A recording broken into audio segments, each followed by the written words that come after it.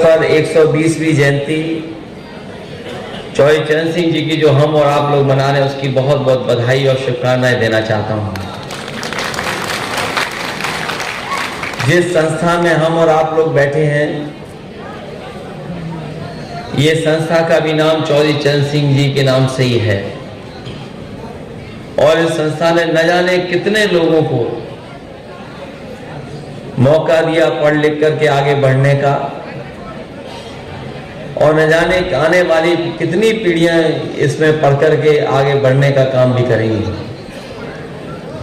जहां हम चौधरी चरण सिंह जी को याद कर रहे हैं, वहीं जहां हमारे देश के किसान बड़े नेता थे, वहीं अगर आप दुनिया में ढूंढेंगे कि किसान नेताओं में जिन्होंने किसानों के लिए संघर्ष किया तो आप चौधरी चरण सिंह जी को पाएंगे।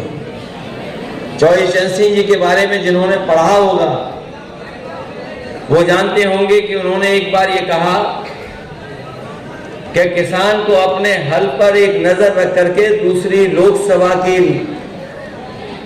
पर भी नजर रखना चाहिए, क्योंकि जहां वो किसान मेहनत करता है वहीं उसको ये भी निगाह रखनी चाहिए कि आखिरकार जो संसद है वो क्या फैसला लेगी। जहां हम चरण सिंह जी को याद कर रहे हैं, वहीं हम अपने नेताजी को भी याद करते हैं कि दोनों लोगों ने मिलकर के किसानों के लिए तमाम फैसले लिए हैं।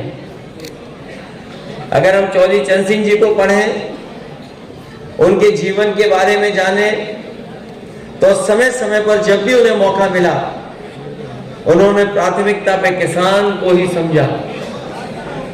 जो लोग विधानसभा देखे होंगे और विधानसभा के सामने जो प्रतिमा लगी है, उस समय भी बहुत सारी ताकतें थी जो इसको रोकना चाहती थी, लेकिन नेताजी, हमारे आपके नेताजी ने उस समय चौधरी चरण सिंह जी को सबसे महत्वपूर्ण जगह अगर कहीं स्थापित करने का काम किया तो विधानसभा के सामने उनकी प्रतिमा लगा करके सम्मान देने का काम किया।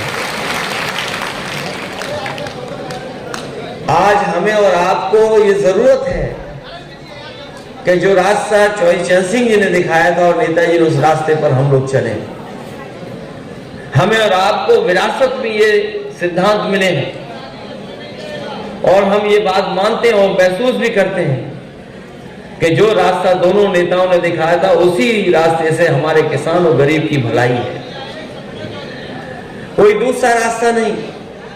और अगर जो सत्ता में सरकार है उनके हम कामकाज देखें तो जितना कुछ बनाया गया था किसानों के लिए, ये सरकार उसको एक एक कर करके बर्बाद करने की कोशिश में है।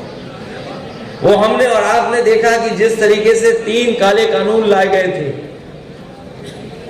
वो तो उत्तर प्रदेश का चुनाव, पंजाब का चुनाव न होता तो शायद ये 3 कानून वापस न लिए गए होते। सरकार को आखिरकार किसान नेताओं के सामने और किसानों के सामने झुकना पड़ा। ये काले कानून जरूर वापस हो गए, लेकिन अभी भी भारतीय जनता पार्टी किसानों के खिलाफ फैसला लेना बंद नहीं किया है। जिन लोगों ने सच्चर कमेटी पढ़ी होगी वो जानते होंगे कि सच्चर कमेटी का फैसला था कि पूरे देश में 43,000 से ज्यादा मंडियां बनी जिससे हमारे किसानों को लाभ और मदद मिल सके। लेकिन इधर आपने देखा होगा दोनों सरकारों ने कोई भी नई मंडी नहीं बनाई है। न केवल मंडी बल्कि जो जेनेटिकल मॉडिफाइड सीड है उसको लाने की भी तैयारी है। हमारे किसान भाई जानते होंगे, अखबारों में पढ़ते होंगे और यहाँ जागरूक नौजवान हैं वो जानते होंगे कि जेनेटिकल मॉडिफाइड सीड अगर आ गए तो अभी तो किसान अपनी बचत कर लेता है, कभी कभी किसान अपने बीज के लिए फसल रख लेता है। अगर जेनेटिकल मॉडिफाइड सीड आ गई तो किसान को कहीं ना कहीं उद्योगपतियों बड़े लोगों पर ही निर्भर होना पड़ेगा। इधर देखा होगा लगातार किसानों की जमीन दर्ज हो रही है, कहीं ड्रोन चला करके नक्शे बन रहे हैं। ये भारतीय जनता पार्टी की तैयारी है कि किसानों को भी जमीन का एक कार्ड उसके हाथ में लगा दें कि जिस तरीके से उन्होंने पहले फैसले लिए वही फैसला लेकर के, पहले तो बैंकें प्राइवेट होने जा रही हैं, और बाद में एक प्रॉपर्टी कार्ड बना देंगे किसानों के लिए और किसानों से कहेंगे कि जितना लोन लेना चाहो आप प्राइवेट बैंकों से ले लो। और जब किसान अपना प्रॉपर्टी कार्ड के माध्यम से लोन ले लेगा और जब लोन वापस नहीं कर पाएगा तो हो सकता है वही बैंकें, उद्योगपतियों की बैंकें किसानों की जमीन भी कब्जा कर ले। उसकी तैयारी प्रॉपर्टी कार्ड के माध्यम से भारतीय जनता पार्टी कर रही है। ये तो तमाम चीजें हैं जो भारतीय जनता पार्टी धीमे धीमे कर रही है, जिसका हमें और आपको समय समय पे जानकारी होती है। इसे जहां हम चौधरी चरण सिंह जी को याद कर रहे हैं, नेताजी को याद कर रहे हैं, वहीं हमें ये संकल्प लेना है जो रास्ता उन्होंने दिखाया है उसी रास्ते से किसान और गरीब की भलाई है, दूसरा कोई और रास्ता नहीं है। इसलिए आज के दिन हम लोग संकल्प लें इस बात का। मैं अपने सभी कार्यकर्ता नेताओं को बहुत धन्यवाद भी देना चाहता हूं और इसलिए धन्यवाद देना चाहता हूं कि मैनपुरी मॉडल ने गुजरात मॉडल को फेल कर दिया है। ये गुजरात मॉडल के पढ़ने वाले लोग अब मैनपुरी मॉडल पढ़ रहे हैं। वो लोग बीजेपी के न जाने क्या क्या सपने देख रहे थे। वो कई बार ये दावा कर रहे थे कि आजमगढ़ को हरा लिया है, रामपुर को भी हरा देंगे और रामपुर को भी हरा लिया, अब मैनपुरी को भी हरा देंगे। और हमारे मुख्यमंत्री जी तो यहाँ फुटबॉल खेलने भी आए थे करहन में, बगल में।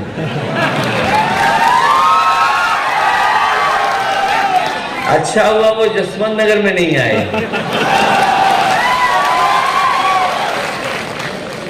क्योंकि हमारे मुख्यमंत्री जी ये जानते नहीं है कि जसवंत नगर के लोग और मैनपुरी के लोग स्प्रिंग की तरह हैं।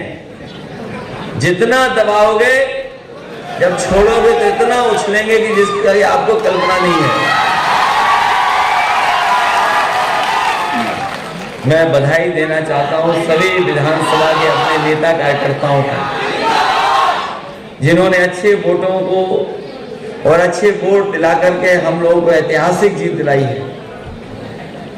जहां किसी ने उम्मीद नहीं की थी कि भूगांव हम लोग जीत जाएंगे, भूगांव के लोगों ने कमाल करके दिखा दिया और भूगांव भी इस बार हम लोग जीत गए। किसने सोचते थे कि बराबर रहेगी, लेकिन किसने भी आगे चली गई। मैनपुरी विधानसभा को सोचते थे कि मैनपुरी विधानसभा हम लोगों को नहीं जिता पाएगी, लेकिन हम लोग मैनपुरी विधानसभा भी जीत गए। लेकिन हमें पता था कि जसवंत नगर वो जसवंत नगर है जो अपना ही रिकॉर्ड तोड़ देता है। ये जीत कोई छोटी जीत नहीं है। और राजनीति के गलियारों में जो लोग राजनीति को समझते हैं वो जानते हैं कि मैनपुरी की जीत ने समाजवादियों को नई ऊर्जा देने का काम किया है। हमारे एक एक कार्यकर्ता उत्तर प्रदेश का आज ये भरोसा कर गया है कि जितना हम लोग जमीन पर लड़ाई लड़ेंगे उतनी ज्यादा हम लोग सीट जीत करके आएंगे।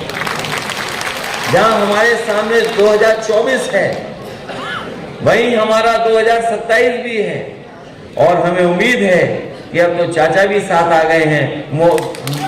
मैनपुरी मॉडल भी तैयार हो गया है। न केवल हम लोग 24 जीतेंगे बल्कि 27 में भी इतिहास बनाने का काम करने जा रहे हैं। मैं एक एक कार्यकर्ता का धन्यवाद देता हूं, बधाई देता हूं, क्योंकि ये जीत कोई छोटी जीत नहीं है। ये समाजवादियों की बहुत बड़ी जीत हुई है। और उस समय जब नेताजी हमारे बीच में नहीं थे, एक एक कार्यकर्ता, एक एक नेता ने और जनता ने नेताजी को एक एक वोट डाल करके सच्ची श्रद्धांजलि देने का काम किया है। जो नेताजी ने रास्ता दिखाया उसी रास्ते पे हम लोग चलने जा रहे हैं। उसी रास्ते पर जो हमें विरासत में समाजवादी सिद्धांत और कार्यक्रम दिए, उन्हीं कार्यक्रम को हम लोग आगे बढ़ाना है। जहां तक हमारी महिलाएं खड़ी हो रही हैं कि महिलाओं के बारे में, महिलाओं ने तो वैसे इतिहास बना दिया इस बार, क्योंकि मैनपुरी का जो रिजल्ट आया है इस बार वो महिलाई का है कि अभी तक कोई महिला यहाँ पर सांसद नहीं बनी थी। आपने रिकॉर्ड बनाया है कि पहली महिला सांसद भी समाजवादी पार्टी ने बनाने का काम किया है। इसलिए मैं आपको बधाई दूंगा। अभी बहुत लंबा सफर है और इधर सरकार का न्याय लगातार बढ़ता चला जा रहा है। अभी हम लोग कानपुर गए, एक विधायक को झूठे मुकदमे में फंसा दिया। सरकार ये सोचती है कि कानपुर गए तो महाराजगंज पहुंचा दिया, और अगर हम महाराजगंज मिलने चले जाएंगे तो हो सकता है वो दूसरी जेल में पहुंचा दें। सरकार जेलों में जेल बदलेगी, हम लोग हर जेल में मिलने जाएंगे। वो जितनी जेल बदलना चाहे जेल बदले, और हम लोग हर जेल में जाकर के अपने नेता कार्यकर्ताओं से मिलने का काम करेंगे। और ये अन्याय बहुत दिन चलने वाला नहीं है। वो जानते हैं कि जिस दिन समाजवादियों ने ऐलान कर दिया जेल भरो, उसी दिन उनका न्याय खत्म हो जाएगा। और हम लोग भी इंतजार कर रहे हैं कि जैसे ही हमारी पार्टी के नेता कार्यकर्ता हम लोग मिलकर के बैठेंगे और तारीख तय कर देंगे कि किस दिन से हम लोग जेल भरो का आंदोलन जिस तरीके से नेताजी छेड़ते तो उसी तरह का हम लोग आगे चलाने का काम करेंगे। इसलिए इस मौके पर एक बार फिर चरण सिंह जी को याद करते हुए किसान नेता किसान दिवस के दिन हम लोग आप लोग मिले रहे हैं, बधाई देते हैं। वहीं नेताजी को याद करते हैं जिन्होंने इतनी अच्छी संस्था खड़ी करके दी। मैं आदरणीय शिवपाल सिंह यादव जी को और उनके सभी साथियों को बधाई देता हूं। मैं उन गाँव के नाम क्यों बताऊं कि जिन गाँवों ने हमें जिताया है, लेकिन मैं ये कह सकता हूं जो चौबेपुर ने करके दिखाया, झुलूपुर ने करके दिखाया, अगर हम सभी गांव में लोगों से मिलकर के उनका साथ सहयोग ले सकें तो हो सकता है जो परिणाम इन गांवों ने दिया है वो परिणाम हमें हर गांव से मिल जाए। मैं एक बार फिर अपने कार्यकर्ता नेताओं को और खासकर जसवंत नगर के सभी कार्यकर्ताओं को बहुत बहुत बधाई देता हूं, बहुत बहुत आभार प्रकट करता हूं ऐतिहासिक जीत दिलाने के लिए। एक बार फिर हम और आप लोग जो विरासत में हम लोगों को किसानों के लिए काम करने का मौका मिला है, उसी विरासत को बचाते हुए और किसान गरीब को हम लोग मदद करते रहें, यही हम लोग संकल्प लेकर के निकले। बहुत बहुत बधाई, बहुत बहुत धन्यवाद आपका। जब महंगाई चरम सीमा पर, अरे आईडी आ रही सामने, महंगाई चरम सीमा पर है, बेरोजगारी चरम सीमा पर है, और इस सरकार में अगर आप न्याय मांगने जाते हैं तो आपको न्याय नहीं मिल रहा है। और लगातार देख रहे हैं हमें आने 5 साल से लेकर और अभी कानपुर का विधायक हमारा समाजवादी पार्टी का इरफान सोलंकी, और इससे पहले भी पूर्व सांसद या विधायक या पूर्व विधायक पे लगातार फर्जी मुकदमे लग रहे हैं। विपक्ष के पास क्या रास्ता है? न्याय मांगने जिनके पास जाते हैं वो न्याय देने के लिए तैयार नहीं है, और अधिकारी हाथ खड़े कर लेते हैं, कहते हैं कि ऊपर से निर्देश ये है कि आपको हम फंसाएं। तो जब सरकार खुद फंसाना चाहती है तो विपक्ष के पास रास्ता क्या है? महंगाई चरम सीमा पर है, भ्रष्टाचार चरम सीमा पर है, बेरोजगारी चरम सीमा पर है, निवेश के नाम पर झूठे सपने दिखा रहे हैं। इससे पूछे भारतीय जनता पार्टी के लोगों से, जिस समय इन्होंने निवेश के लिए पहला कार्यक्रम किया था उसमें जो MOU हुए थे उसमें जमीन पर कितना आया है, उसके बाद डिफेंस एक्सपो हुआ था, डिफेंस एक्सपो के माध्यम से निवेश कितना है, और अब जब सरकार ने अपने मंत्रियों को जगह जगह भेजा है तो सरकार को कम से कम ये सार्वजनिक करना चाहिए कि किन किन उद्योगपतियों ने, कितने इन्वेस्टर्स ने MOU साइन किए और जमीन पर लेकर के उनको उतारने जा रहे हैं। आपकी इंडस्ट्रियल पॉलिसी क्या है? जिस पॉलिसी के तहत आप इन्वेस्टर्स को लेकर के आएंगे? सरकार केवल झूठे सपने दिखा रही है, सरकार के लोग बैठ करके झूठ बोल रहे हैं। इसलिए समाजवादी पार्टी लगातार इनको सावधान भी करेगी और जनता को बताएगी भी, और जहां जरूरत पड़ेगी आंदोलन की तो आंदोलन भी होगा, और जरूरत पड़ेगी तो जेल भरो आंदोलन भी बहुत जल्दी शुरू होगा। लगातार निकाय चुनाव की तारीखें बढ़ रही हैं, लाखों करोड़ का निवेश इसीलिए मैंने आपसे कहा पहली इन्वेस्टमेंट मीट हुई थी, डिफेंस एक्सपो हुआ था। आखिरकार अगर 5 लाख के उस लगभग 5 लाख करोड़ का पिछली बार 5 लाख करोड़ का एमओयू हुआ था, तो आखिरकार उस 5 लाख करोड़ के एमओयू का क्या हुआ?